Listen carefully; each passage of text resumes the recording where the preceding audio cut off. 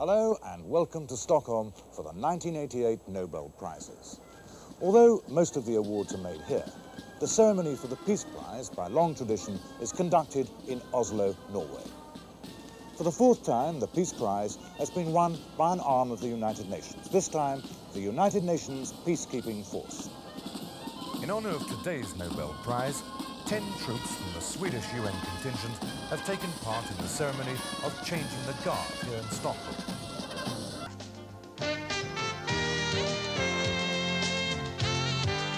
Now in Washington, here is CBS News correspondent Charlie Rose.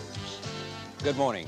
The United Nations peacekeeping forces around the world are the winners of the 1988 Nobel Peace Prize.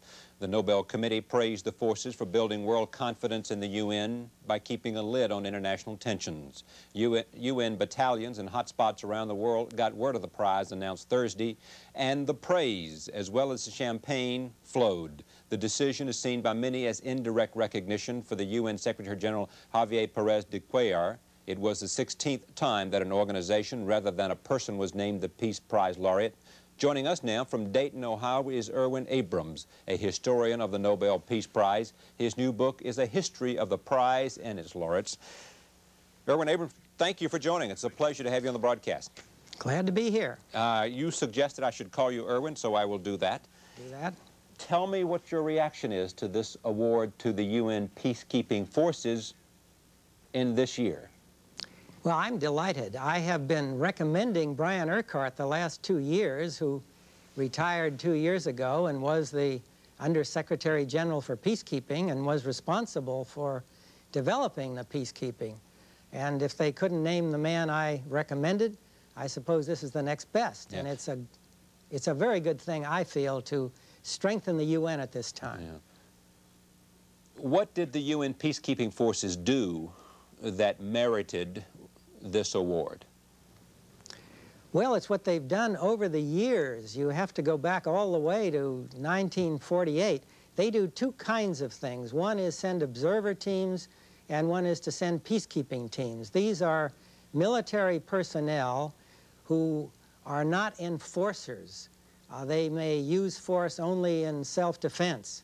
In fact, Brian Urquhart said that this is putting nonviolence into the lexicon of the military as he developed this particular procedure. And since '48, they have been active in a number of parts of the world, mostly in the Middle East. Right. In fact, this reward then is really a reflection of a recognition of years of service to the cause of peace. Yes, that's correct. Both Hammarskjöld and Dag Hammarskjöld and Ralph Bunche, both who got the Nobel Peace Prize, both were instrumental in developing, and then Brian Urquhart carried on until his retirement. But there's a difference, because both of those, Ralph Bunche because of India and Pakistan, and also, and Hammarskjöld, I think because of, did he get it because of negotiating in Africa? I've forgotten why Dag Hammarskjöld did. Well, it was the Congo where he gave his life for the UN, yes. But my point is that both cases, the Secretary General in those two separate instances got the award for negotiating a particular peace agreement rather than for peacekeeping forces. That's quite correct, yes. Why didn't Perez de Cuellar get it then? Because of the work he did in the Iran-Iraq war? Well, this is all coming over the wires, but my information is that he was not nominated by February 1, which is the time when the nominations must be in.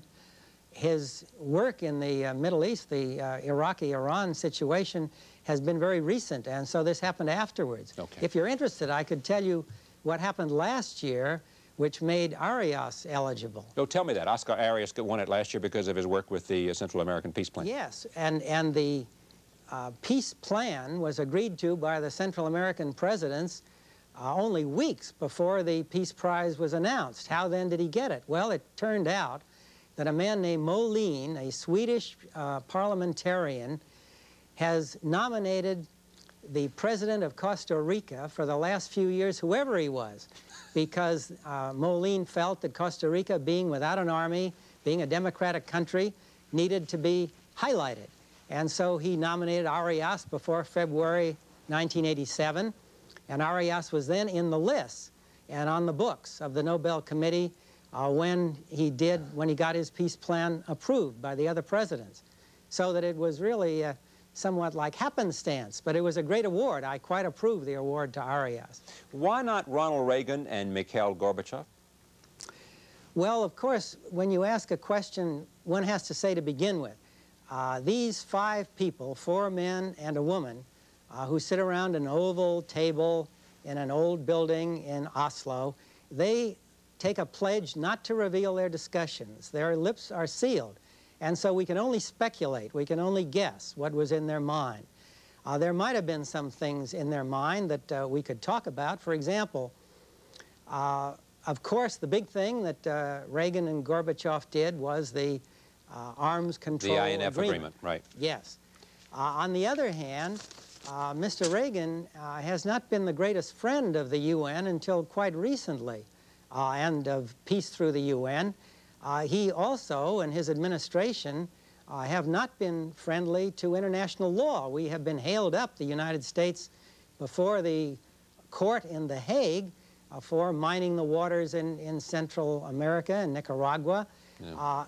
International law, which after all is a basis for world peace, has not been always supported by this administration. But are you telling me that because the reason that Gorbachev and Reagan together for the INF agreement, probably, even though we don't know because we were not there when these men and women sat down to make their decision, it is probably because of Ronald Reagan and hostility to him rather than to Mikhail Gorbachev, that if it hadn't been Reagan, they might have wanted to go ahead and give it to the 2 parties who have bridged this gap between the 2 superpowers?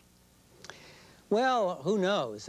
Next year, they could give it to Gorbachev if he's still around and still continues with this process.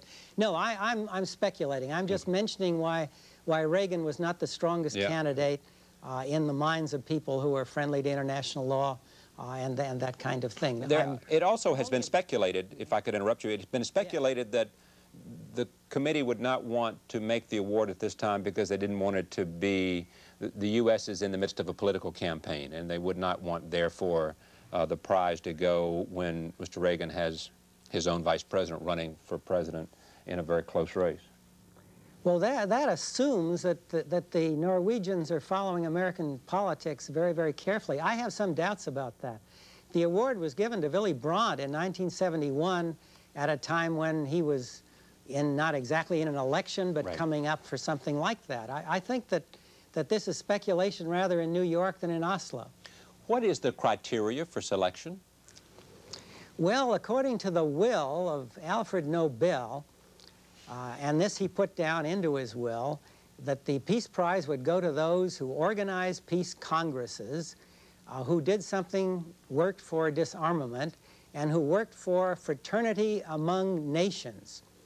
And in the beginning, the prize, it was thought, would go only to leaders of peace societies and the international lawyers, and that's where some of them went. But the very first prize was shared by a peace leader and by the founder of the Red Cross. And the committee said this phrase, fraternity among nations, makes it possible to broaden the prize giving. Dr. Irwin Abrams is the Distinguished University Professor Emeritus at Antioch University. Thank you very much. Thank you for having me. Night Watch continues. Back in a moment.